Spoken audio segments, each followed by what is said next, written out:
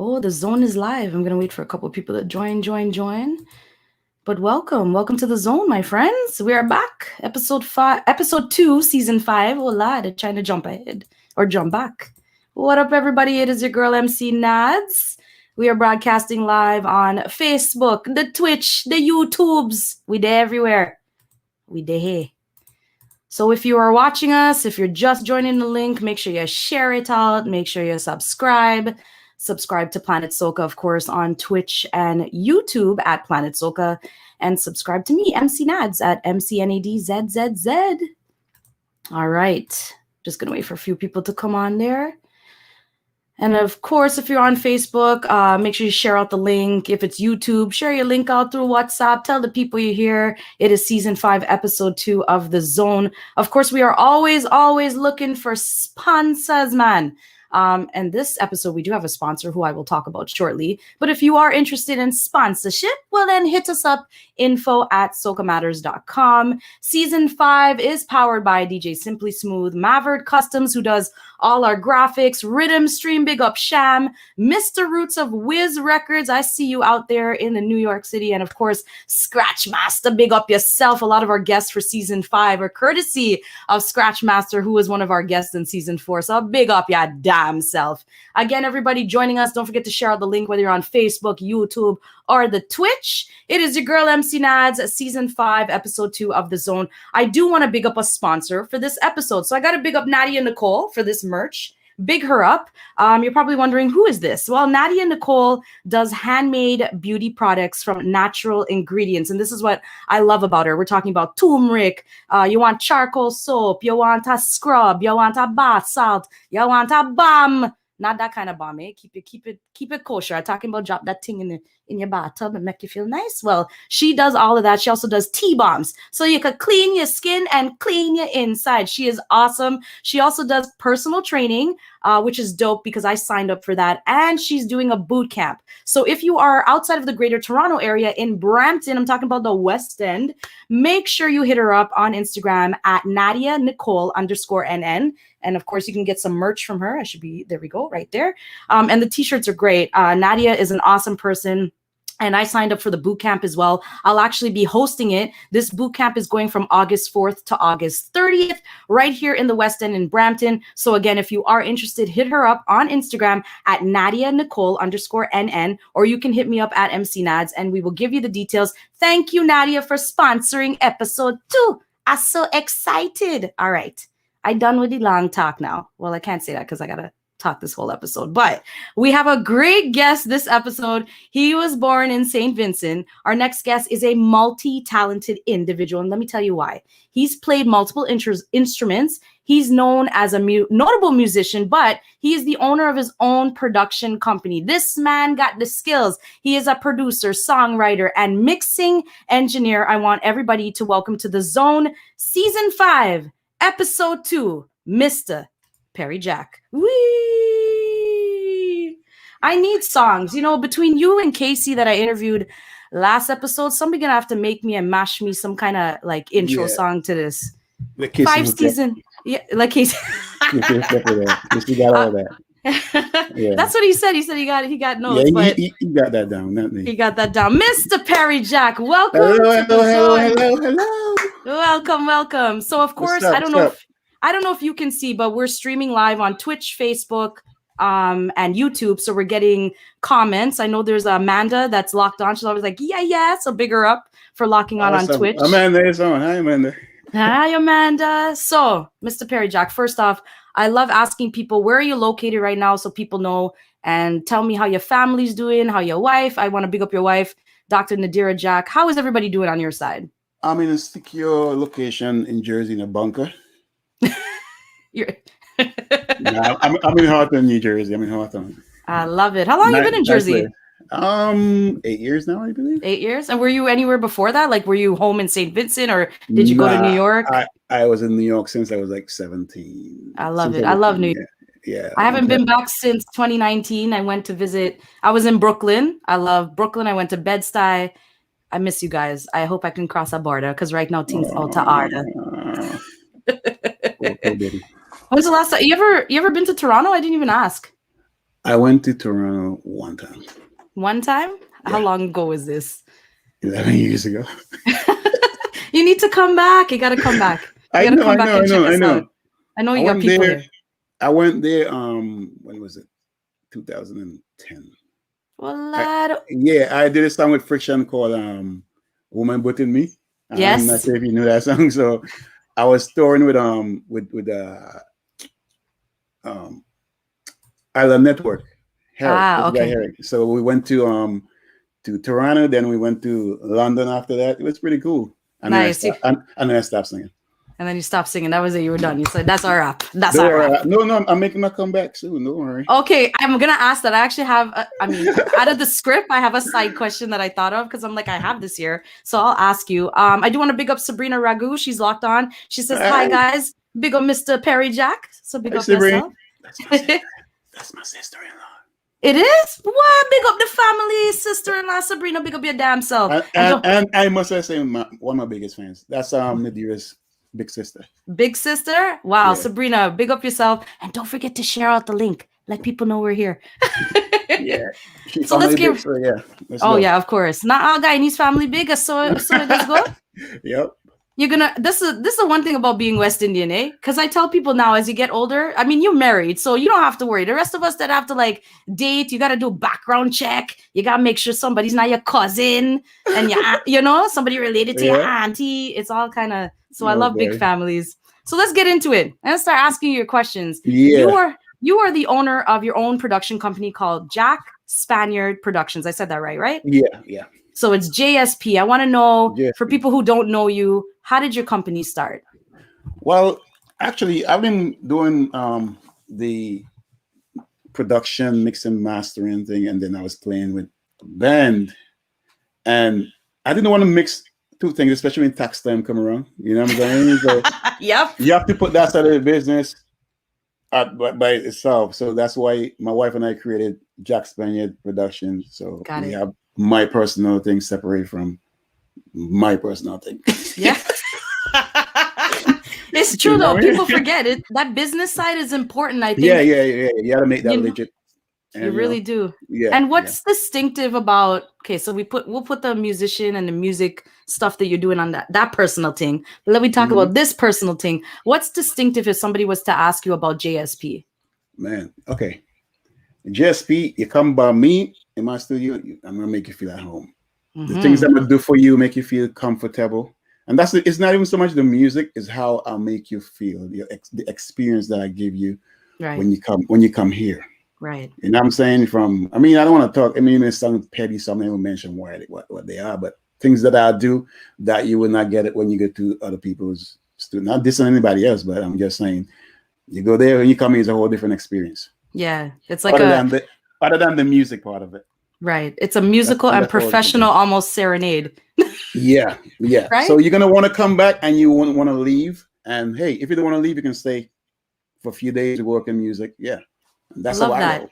That's how I roll. See, I love that because not a lot of people do that. They, people know they're coming out of town and they're like, shit, well, I got to work on this, but I'm going to want to work late and it's late. So where do I crash? So that makes sense. Making people comfortable is big, right? Especially I think that's part of networking in general. It's one thing to make those business connections, but it's a matter of being organic, I think. And if you're not being your true self, I think people can sniff that out in a business. Yep. And I think once you get to know me, I think I'm very friendly. I think I can be funny sometimes. My wife is like super, super, super friendly. So I love it. You come in. You got your 1-2 jokes. I like it. You're gonna feel at home. See, freeze. Yeah, she probably she probably watching now, feeling so nice about herself. Big up Dr. Jack. I'm gonna plug her later because I've been creeping your wife too, and I love her. It's funny because when I saw her name, I'm like, wait, Nadia. I'm like, oh, it was meant to be. We were meant to be friends. Yeah. Because she did ask me, is her name Nadia? I said, no, her name is Nadia, not Nadira. Yeah, see, almost. I was like, you're looking for company. I love it. I do want to big up somebody that's always locked onto the zone from Paris. His name is Stevie Media. So he's saying, hello, welcome to the zone. He's one of our loyal followers. I think it's like 8 o'clock in Paris. Hi, what's up, Stevie Media? 8 o'clock. What's that, PM or AM? p.m. in Paris. Oh. I think it's evening time now. So he always locks on and, gets his little 1-2 piece of food and just like chills and watches the zone, which is so nice. So let's talk about it too. You're producing. Like at what age did you start getting into that, or was the music first? And then what's kept you motivated to keep doing the producing and the engineering and the mixing and mastering? Well, we're taking it back. I got to take it back to when I was like 15 playing music. This is back in St. Vincent. And you're 25 now, so what are you worried? Just kidding. Don't tell nobody. I don't. Yeah, so I was like 15 years old playing keyboards on like a professional level with bands backing up, them calypso tent and stuff like that. Yeah, that's where I came from. I was doing that. Yeah. When I came here, I came to New York when I was 17 years old, and I was in high school, obviously, and I hook up with do like band stuff, Yeah. So every time I get a chance, I go in the band room and I would create not my own thing, because I never thought I would be a music producer ever, ever. It never crossed your mind then? No. I was playing keyboards. I was going out with my band playing, and I was young. You know what I'm saying? Yeah, of course. So after school, sometimes I come home and I have the keyboard workstation, and I always recreate somebody's music, whether it's soca, R&B, hip hop, whatever. Like a cover. And I always do. I was good at it. It was like nothing. And then one day I was introduced to this guy who had a studio. And I went in there, obviously messing around, saying, like, why you can do this? Because his studio was there, but they didn't have anyone to run it. Right. And he said, what if you come by, like, every day or whatever, sometimes, and then we can, because it was so easy for me. Back then I was young, I was very creative. I mean, I'm still creative. I'm still young. Yeah. But back in those days, I'm saying, I was like, ready. I'm saying? A studio? You mean a studio? You know what I'm saying? So that's how I got started. And this was by this article one, and that's when I did the Couldn't Believe Rhythm. I have that. It's in my notes. That's 2003. Yes, that was probably one of my first soca production. Really, eh? Yeah. And that's when you were working with Benjai, you were working with Bungie on that rhythm. Yeah. Screechy Don. I was just like, yo. And I was fortunate enough to start that way. It's almost like cheating, because I just got into this business. I was dropped right into this guy's lap, like not literally, pause. Don't kill me. Pause. So, freeze. Hold on. Take two. So I just got the opportunity to work with these guys who they could actually teach me something. Yeah. You know what I'm saying? About recording, about this and that. And those days, it wasn't like there was no YouTube. Yeah, there wasn't. It wasn't. This was like 20-something years ago. So imagine when you look at the year and you put the number to it, you're like, holy crap, that was what, 18 years ago? God, from that first rhythm. I forgot I'm 25. What am I saying? I know, right? It's only like 10 years ago. You're fine. Yeah. So anyway, I was working with naturally Red Fox, Screechy Don, Mr. Easy. Yeah. Those people. And I was young. Did you feel intimidated? Not at all. Those guys are really cool. Yeah. Because you know what? They kind of like see what I can do, and they really appreciated me. They really respect me for what I can do. So there was no sort of that. There was no ego. There was nothing. Just love. Because they like every single day. Yeah. And that's what I love, because everybody's story is different, right? Some people. And don't forget Ziggy Rankin. Oh, yes. He was there too. Yeah. That's what I love, because very talented dude though. Oh, he is. Yeah. Ziggy, I think he's very overlooked and very underrated, but dude is very talented. That guy he's got some talent. I do agree. I think he's underrated too, because I got his stuff on my, even though we're in a new age, digital age. Yeah, exactly, right. I love that. He bad. And that's what I like about your experience, because for you, it's not like, you come from like some crazy like background where you have, people can vouch for you. You had to earn it. And the fact that these guys like literally gave you the time and day to say, you know what, this is a new brain, a young brain. He's got the talent. Let's give him. So I like that. I love that about your story. Oh yeah. So, it's awesome. I like those days too. Yeah, of course. Don't worry. You have more. It'll just be different now, because you're a little older, but not too old. No, I got you. Don't say my name and old in the same conversation. Exactly. See? In the same sentence. No. So when you're looking for musical inspiration as of late? Like, where are you going to feel inspired still, and just feel creative? Where are you looking for You that? know, it's crazy. People might think that I get inspiration from other people's music or influence. No, I get inspiration from actually go in my studio, pull up some, maybe like a new thing that I just bought or whatever, new song, Yeah. and then I pull it up and start messing around. I may hear some song, I go like, whoa, this is dope. And that's what inspires me to actually create something. I love that. Not so much listening to what's going on, because I am not, I try to be a trendsetter, Yep. you know? I Yeah. try to create something new, not what everyone is doing. I mean, if somebody call me and say, I have an idea for a song, I need something, they send me like a reference, I need something like this. Yeah. I can do that easily. I mean, matter of fact, that's like so easy. Yeah. I'm saying, just listen to this. Oh, here, what I want a track like this. Boom, send that to me, and I'll just say, I just do that. Yeah, you just put it together and it's nothing, Yeah, because that's yeah. you've But been doing it. It'll sound totally different. It maybe have the same vibe, but it's way different. You probably can't even tell that it was from that. Right. So I can do that. You know what I'm saying? But most of the time, I get first inspirations from me messing around with my instruments and hear something that I never heard before. And say, And yeah. over the years, do you find that process is shorter for you now, or do you still take, those few hours, walk away, come back, and continue to create? You always got it, because you always want to do something new, something fresh. And I do a lot of music that me myself don't like. Not I don't like it. I might like it, but I may think it's too much left field or right field for what's happening now, because I may send it to somebody and it's like, oh man, I like it, but I don't see where it fit right now, or I don't really know what to do with this right now. Right. You know? So it just sit back there, and you remember that in the archives. Yeah, you remember that rhythm, the Blue Soap rhythm? Yes. Even though that's not like groundbreaking or anything like that, I had a rhythm since 2012. Oh wow, really? Yeah, and I sent it for Yankee boy called me up. What you have, boy? I say I got nothing. Just send me something old or some old thing or whatever. I send that for him. He said, boy, this thing wicked. Oh, and wow. That's how they came up. And then that's how we decided making the rhythm, and then that's how that song was born. The Blue Soap rhythm was born.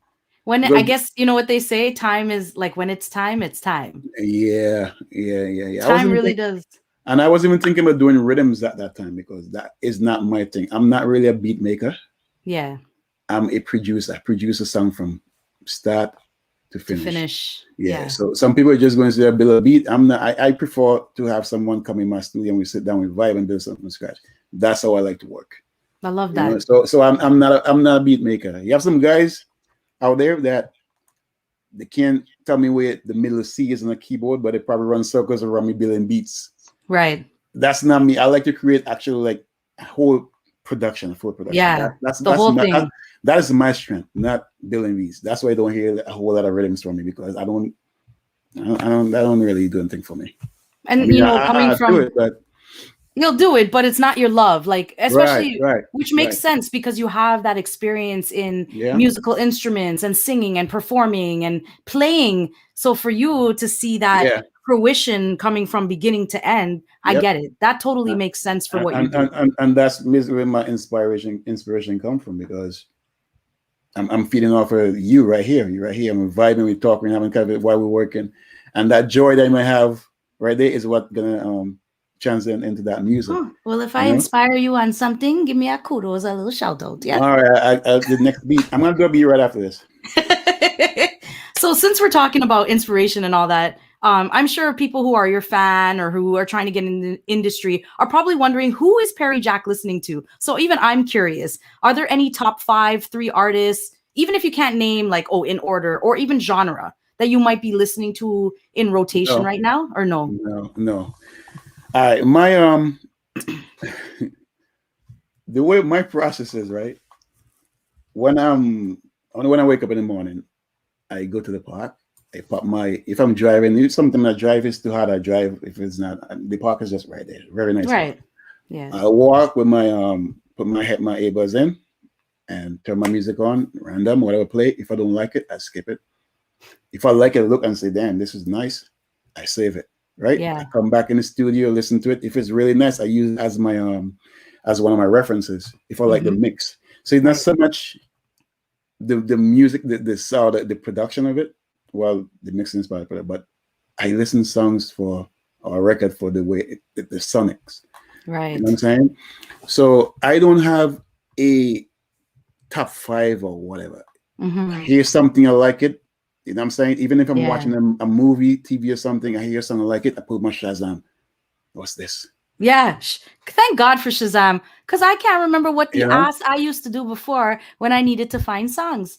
I had to record it and have somebody tell me, you ever hear this before? I love Shazam for that. You know what I wish they had, and I think I saw something the other day that they might have. You know, sometimes you might hear a song you can't remember who, but you know the lyric. So you could just. I think they do have it though. Google Music apparently has that where you just sing a part of it, and it picks it up. They do have that. Yeah, they do. Apparently, you can speak into Google Music or something. Not even sing it. You could just say the lyric, and it's supposed to literally draw out the song that it thinks that you're referring to. That was my idea. There was? That was my... How you didn't patent this thing, boy? See, that's what I told my wife I should have done that a long time ago. Yeah, see? So since we're on this topic, I do want to maybe elaborate a little bit more because you talk about like listening to things and looking for certain compositions. So let's get on that because I have this question where, you know, I want to know, I guess, the workings of your brain and your process. So when you're the first thing you listen for when you get like a new recording, and specifically because that question is very open, let's talk about when you're mixing and mastering. Well, that's kind of easy. Mm-hmm. What I don't like, somebody send me something that's distorted. Mm-hmm. You know, if you send me something that's maybe slightly out of tune, I can fix that. I can't fix distortion, right?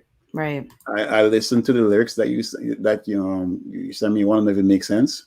You know, I listen to the arrangement and the song. There's a whole host of things that I do.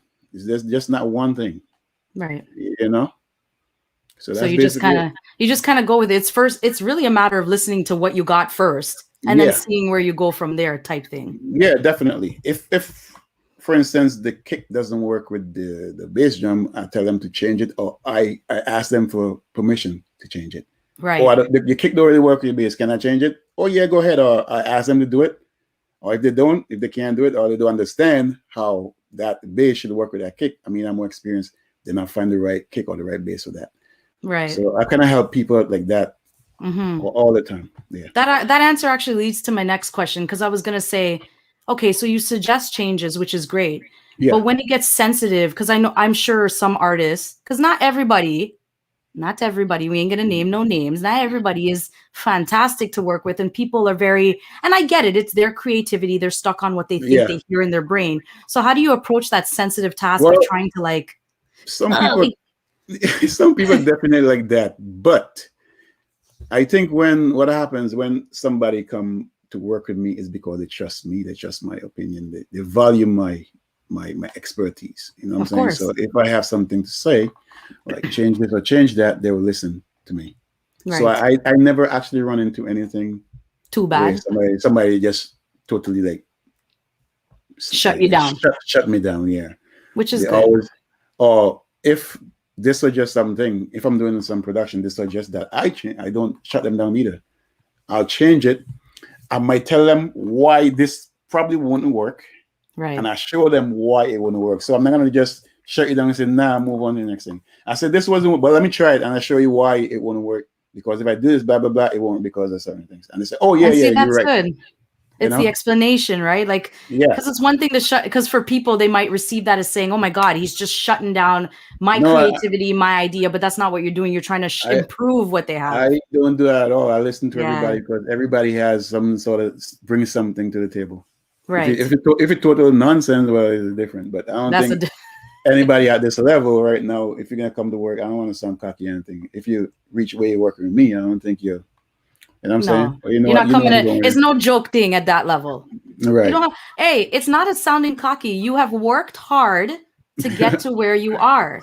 You are deserving to say that at that level, at the level you're at. People like, Scratchmaster, people like Casey Phillip, the level you guys are at, you're deserving to say that, because if somebody's coming to you now, they got to come correct. Yeah. And you need to see that somebody's serious. They're really about their creativity. They're about being serious about their music, because you don't need no kaba come side all stupidity. You don't need that. because that just means nobody's serious about what they want to do, and that's not who you are. So yeah, I try from what not I to. see. Yeah, I try not. I don't really mess around with that. I try to help people.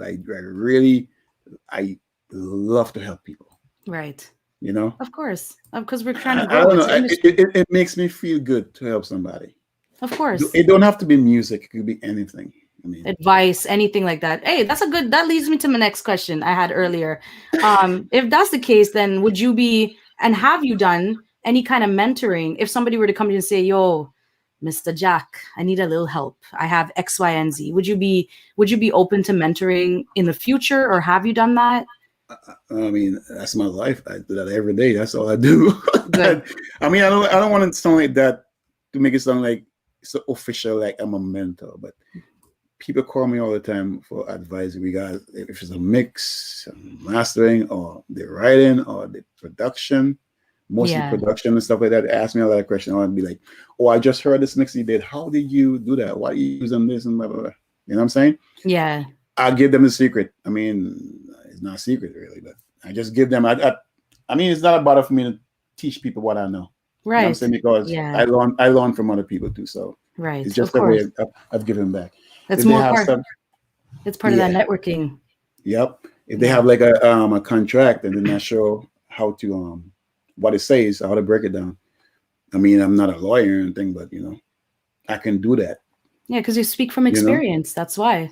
Exactly. Absolutely. And I also did a little bit of that in school when I went to IAR, Institute of Audio Research. Oh, so I do a little bit of that. Oh, you didn't know that, huh? I read your bio.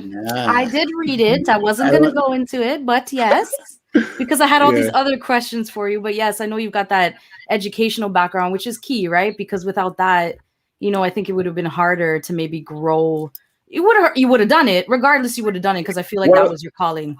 Well, before I even went to do that course, I was already doing I just did that recently. But the thing is, I mean, what used to happen, people are coming to my story, right? Yeah, mouth open story. You can come out. Let me hear story. Come tell me. People come to my studio, right? And they don't know me from anywhere. So they'll ask me, damn, you're really good. Where do you go to school? I didn't go to school.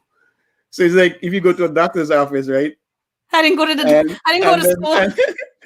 And then the doctor gives some diagnosis and they say, oh, wow, doc, yeah, how do you know that? Where do you go to school? What kind of I just pick up this thing on the side. I just decided to. So I kind of look at it like that. Right. Plus my wife is a professional. So, I mean, let me try to keep up with that too. You know what I'm saying? So wifey is a doctor for people who don't know. So the last thing you need is Dr. Jack saying, well, I kind of picked it up on the side. No. Right, exactly. I went to school for this. So it's I don't want to be embarrassed or embarrass her. It was not so much that embarrass her. Like we go out and then Dr. Jack, oh, that's my husband. She do it. He does music. Oh yeah, what did you study? Oh, I didn't go anywhere. They did not take me seriously.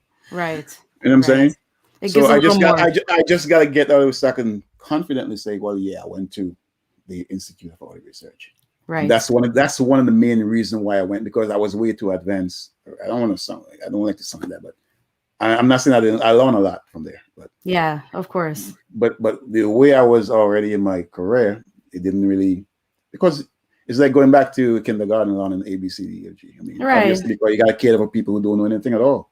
Right. So I'm sitting there and teaching that C and this, that, and blah, blah. This is the EQ and this. I mean, I know this. It was just a little refresher for you.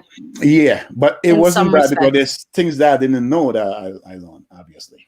And that's the good thing about it, right? Is some things is a flashback to refresher, and then other things were, okay, now the skill that I have developed, I can now refine that and use some of what I'm learning. So I totally get it. And then again, you can understand, oh, this is why this does this. Yeah. Now you can go under the hood. Yes. You know to do it, but now you can really see why the mechanics. Yes. Yeah, absolutely. So that was good for me, I love that. So let me transition to this next question because I'm excited about this. So I read that the 64th annual Grammys for 2022 that's happening in January came up with a new category. And I've been incorporating this question in a lot of my interviews because I feel like the new category is called Best Global Music Performance. And I'm trying to get people's opinion about what you think the category might mean for soca music, for soca artists, and just the representation of Caribbean people, in your opinion. In my opinion, my honest opinion? Yes, Honest, honest honest, honest, opinion. honest, honest, honest. We are nothing but honest on the zone. Nobody won't get offended. If they get offended, then they don't need to watch. Not a damn thing. Because before it was called global. I'm not global. World music. World music, yes. World Yes, it music was something. called. Yeah. All they did is change the name. It's the same thing. They wasn't looking at they weren't looking at soca at that time, and I think soca was basically part of world music.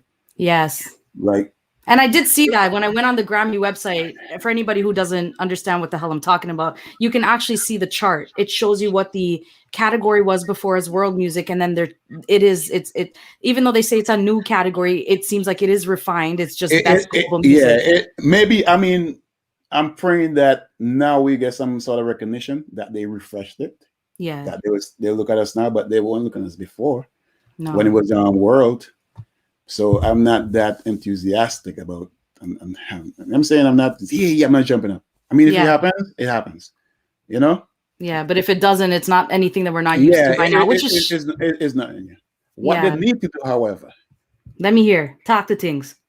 Is you see now they have not now since 2000 they had the Latin Grammy Award. They have their own award, Latin Grammy Awards, right? And they have different like categories. Country music awards. They have the regular Grammys. Yeah. Right. So what we need is a global Grammy award.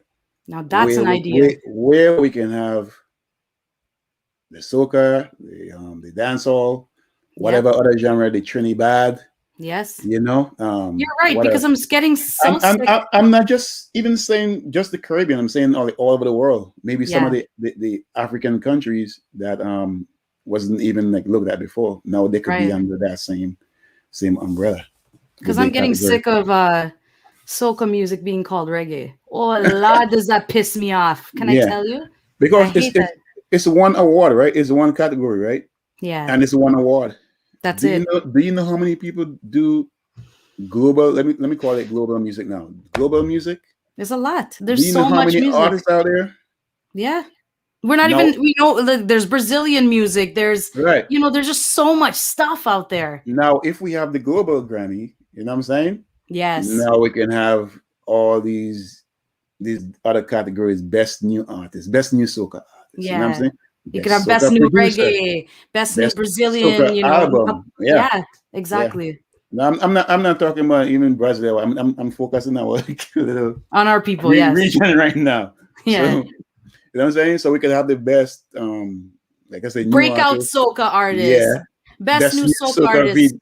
Soca video, best whatever. Yeah. You know what I'm saying? Give veteran award in the soca industry for all our all our older artists who pay foundation for us. You know what I mean? Like, man, that would be something. So that is what we need. We don't need no category in the Grammys. We need our own global, and then I'll be impressed. And you know what? I think that's the narrative I think we need to be pushing as a people. Oh, we got to big up Scratch Master. The man has reached on the Facebook stream. Thank you. Thanks, Scratch, for hooking us up, by the way. Appreciate you, man. So let me ask you this. If a young person who's in the industry trying to become whether producer, engineer, or even maybe potential artist, is there any advice you would give them from your experience? Like, what's one thing you would tell them? I mean, practice is one. Practice the craft, stay in your lane. When I say stay in your lane, if you're gonna do production, do production. Don't try to mix. I mean, I can tell you that from experience. If you're doing music production, do music production. Don't be mixing. Don't be trying to match. Send it to the people who does that. I fall victim to that for a long time because I got into mixing and mastering, and I totally love. I have a passion for making songs or music come together and hear the input. I do have a passion for that, right?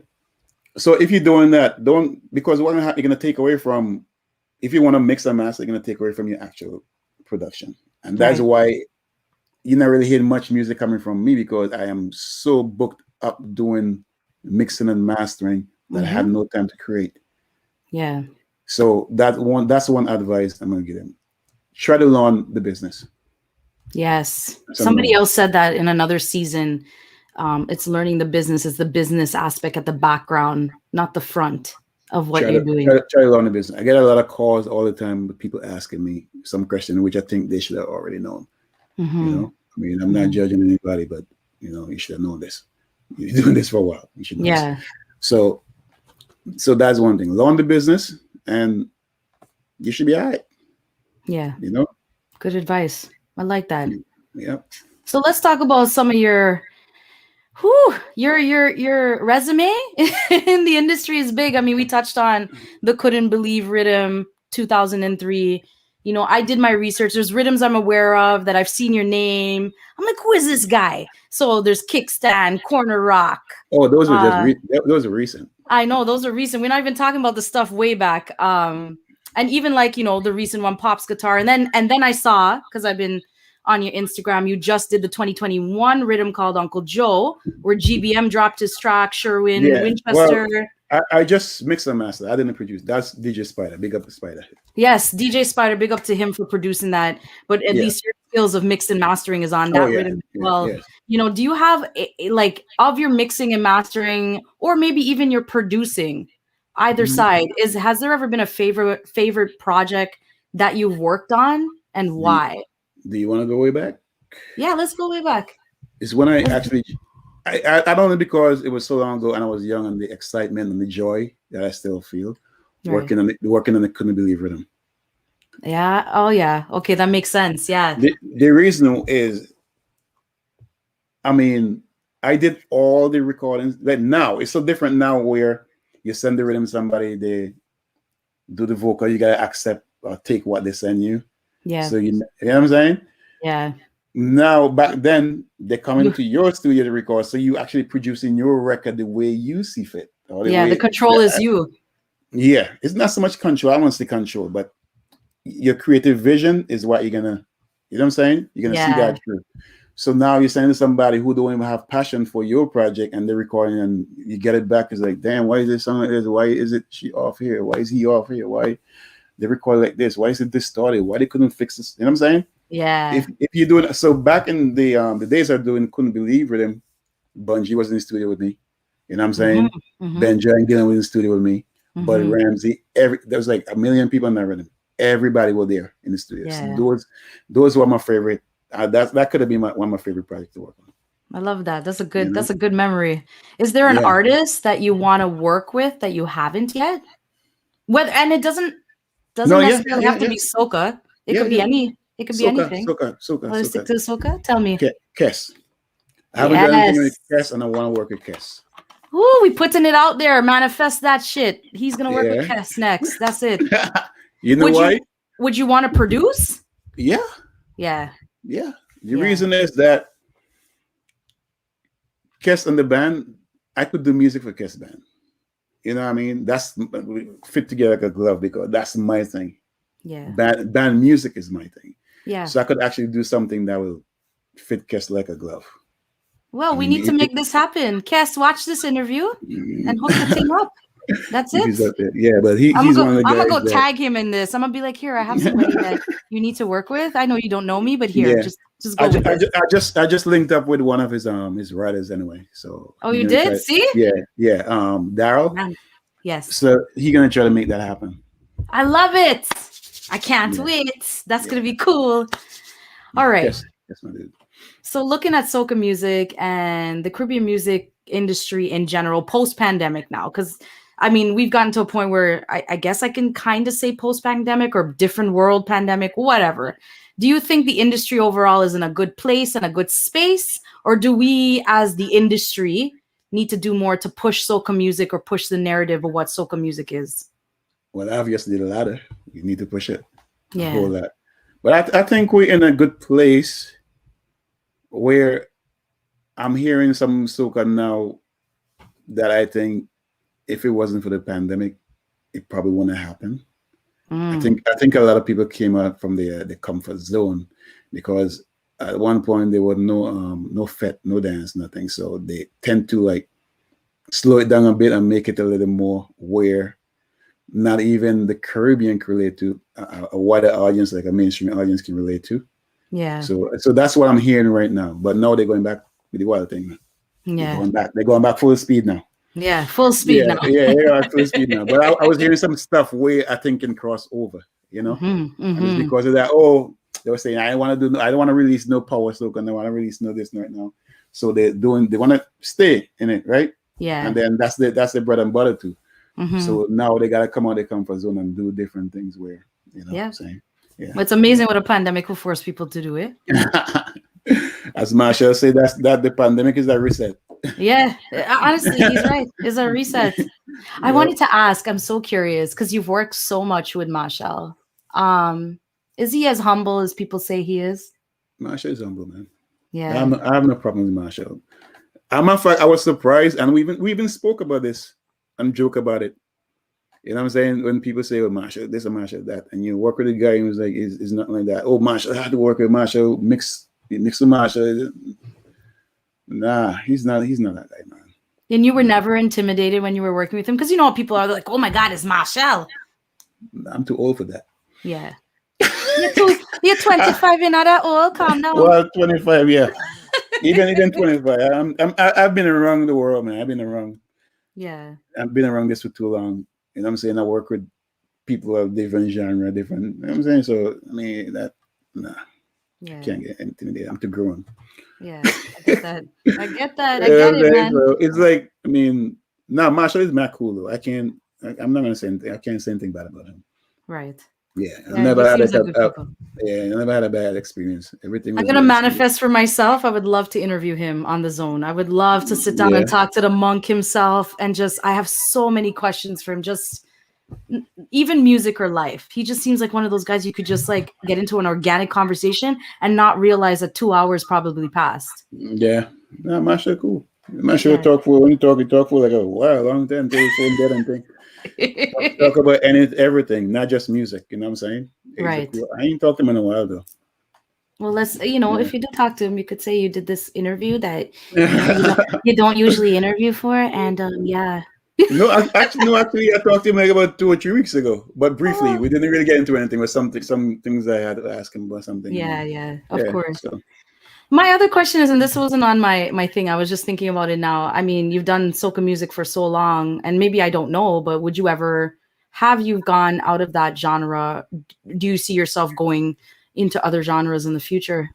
Oh, I've been doing I start off, matter of fact, doing dancehall. Back, like I say, with Screechy Denim, you know what I'm saying? And then I was doing R&B for a while. And more R&B. I was working with this artist called Razor. He was signed with Def Jam, and he was signed with Sony at one point. But what I used to do with him, and we did a lot of original songs, but obviously you know what that is, and that none actually came out. Yeah. And the other stuff that I did with him is like he get other producers that use they do a lot of sampling. You know what I'm saying? So they'll come to me because I can play, and I'll play everything over. You won't even know. As a matter of fact, I think that song for Razor and Rihanna, I believe I did that. I can't remember because it's so long. Yeah, it's been a while. Not my production, and no credit, no production, but it's work for hire. Yeah. I mean, so they paid me just to do whatever they sent me to play it over from scratch. So if you have a live instrument and whatever, I just get guys to play it over. And that was it. Yeah. And if it was like just keyboards or whatever, I just do it. You know what I'm saying? So yeah, I did that for a while, and I did a lot of R&B and stuff. Yeah. Ever think of going back into that? Yeah, as a matter of fact, I do. Oh, we'll talk about it. I don't want to talk about it though, but okay. I don't want to talk about that now.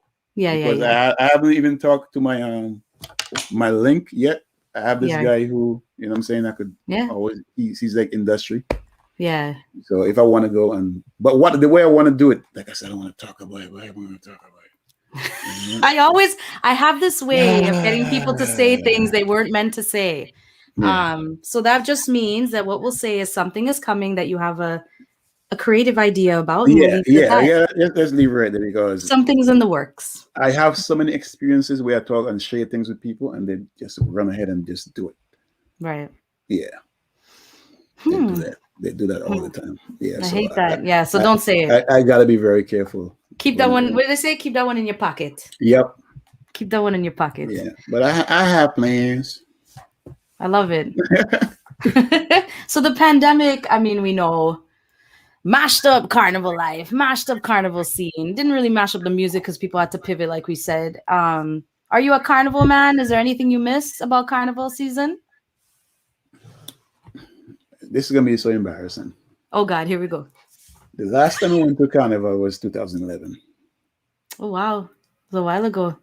And that was in Vincent. I never even been to Trinidad. I was supposed to go to Trinidad Carnival in 2020, but the pandemic hit. I was like, I ain't going nowhere.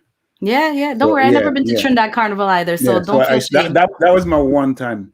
But no, I'm not really a Carnival man like that because I don't know, something about me. I can't. It's not in me to be getting on bad anything. Yeah, I hear. I might be backstage somewhere. You know what I'm saying? I'm not the guy who's gonna be in the crowd. I don't know why I'm like that. I suck. No, you don't suck because I'm the same way. Like, I think maybe when I was younger, I was into it, but I guess as I've gotten older now, I'm more like you, like just rather be in the background, chill. You know, you want me to put on a hat maybe, but that's about it. I like hearing my music. I love standing there taking in live band, live artists singing. That stuff is more. I get it. Totally understand. Totally get it. Yeah, so, I mean, we kind of touched on it because I was going to ask, like, what's next for you? What's next for the production company?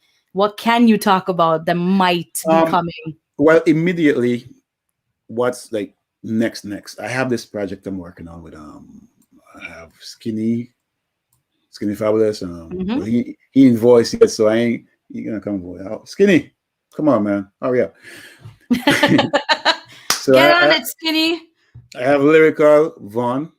Yeah, I love Vaughn. And he works with Puffy so much. I interviewed Puffy. I interviewed Puffy. Vaughn? No, I would love to interview Vaughn. Yeah, I hope that. No worry. Okay, thank you. Yeah. So yeah, he's like, that's like my son. That's my boy right there. Vaughn is so talented. Like, love that dude, man. He and I keep hearing that he's such a cool dude, just really dope. And Puffy had said too, like, you know, he'll send him something and Puffy be like, yo, and Vaughn would be like, what do you think of this? And then they just kind of go at it and make their magic, like Get 'em Waste when they made that one with Purple Jacket. Oh man, I'm kind of part of that team too. I do all the mixing and the mastering for them. Oh, I love it. Yeah, I love it. I'm part. I remember the last one we did was Wasteman and something like that. Yeah, they did Wasteman. Yeah. So he's dropping the EP very soon though. We're just waiting for the last track. So you've got your hands in that. Yeah, so Puffy did most of the, if not all of the production, like all the mixing. So that it's pretty hot. So what you got coming with Skinny then? Right. Well, I'm working on this rhythm. It's like who I have: Fimba, Lyrical, Vaughn, do from Vincent, Dynamite. Yeah. Oh, I love Dynamite. And who else? I think that's about it that I have right now. So that's my next thing dropping. And it's a collab with another producer, young producer, very talented, that based in Toronto called what's his name again, boy? I'm trying to remember his like social media name. His producer name. Yeah, Ras Jomo is his producer name, but I can't remember his real name. Oh, you should send me that. Send me who that is. I would love to interview him too. Somebody new in the industry would be different than somebody who's I think he's known as Ras Jomo. So I don't know why I'm even searching for his real name. Okay, so, you know his government name. Right. So Ras Jomo is his name. So was his production. Yeah, he's from Vincent, but he lives in Toronto. Oh, okay. Is it Toronto? I think it's Toronto. One of them. But he lives in Canada somewhere. Yeah, somewhere in Canada. He's somewhere. Yeah, he up there party. Yeah. So that's what's coming. So I'm collaborating with him in the project. It's pretty nice. I mean, it's gonna be a nice one. I love it. That's great. Well, the people gotta check on your social media and figure out what's coming. Of course, I want you to tell people where they can link you up on social media, how they can connect with you, where they can find JSP. Let the people know. I have a website. I'm still working on it, but it's up. You can check it out. Jack Spaniard, jackspaniard.com. And obviously I'm on Instagram. I'm not on Facebook. No, and you're not on YouTube. They look for me on Facebook. I think I have something. Look, I tried searching our YouTube page and I could not find it. So I well, have. or maybe not. It's because I'm not social media savvy. I'm not. That's okay. If you need somebody to do that, I live here. This is what I do. I know. I need somebody. I need a team. I need someone to do that for me. Yeah, we're gonna have to hook you up on that. But tell people where they can find you on Instagram. Parry Jack. That's my name. At Parry Jack. Simple and easy. Parry, I love that you did this interview. Thank you so much for being here today. Thanks for having me. I love it. I know you're not an interview man, so I appreciate it. Scratch Master, thank you for hooking this up. I do want to give a shout out to your wife. And let me tell you why. So Dr. Nadira Jack, she is awesome. I found her, when I was doing my research about you, and I love it because I'm always about connecting with our Caribbean women, promoting each other, and just doing the damn thing, because I love finding Caribbean women that are doing amazing things. And I think your wife, Dr. Jack, is doing amazing things in your community out there. So awesome. I know she's a school superintendent. She's an author of a book that's available on Amazon called The Pedagogy of Consciousness. She's right? Did I say it right? Pedagogy of Consciousness. She's a professor. And she's also a host of a podcast that she just recently started. I think they're on episode 3 or 4. It's called Reconstructed Ed. And what I like about this podcast is that she discusses issues in the educational system. Now, I understand it's the issues, overall that might be happening in your community, but it's so relatable, I think, to what I hear going on in Canada and my friends who are teachers. So she finds a way on this podcast to really reconstruct education for the next generation. I love that the latest episode had a bunch of children on it talking about, the pandemic and how that was for them and changing the way they learn. So I want to big up your wife, Dr. Nadira Jack. If you guys want to find her on social media. Thank you for that. It's so easy to find her as well. It's Nadira Jack, basically. And if you can't find it, go to Parry Jack's Instagram and they have a beautiful picture together and you can click on that and go get her. Nadira, I know you're watching. Thank you so much. Big up your damn self. I just love that I can connect with people like you, Parry, and then, your wife and other women in the industry. So thank you for having that avenue here so I could do that with your wife. So thank you. Thanks for having me. Thanks for having us.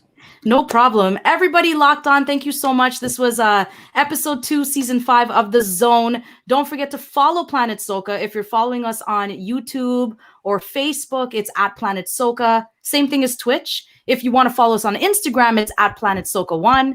And for me, your girl MCNadzzz, you can follow me on all social media platforms at MCNadzzz. Don't forget, you can check me on Vibe 105.5 FM, Toronto's diverse music mix radio station. I'm on every Tuesday from 2 to 5 p.m. That's my own shameless plug. I'm doing it.